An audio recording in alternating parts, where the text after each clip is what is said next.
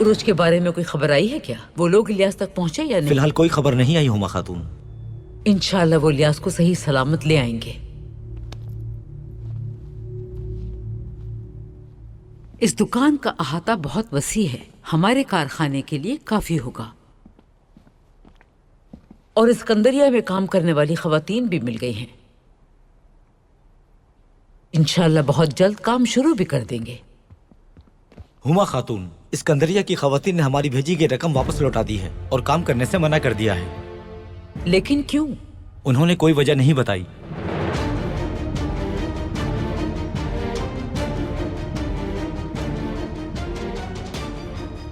फिरोजा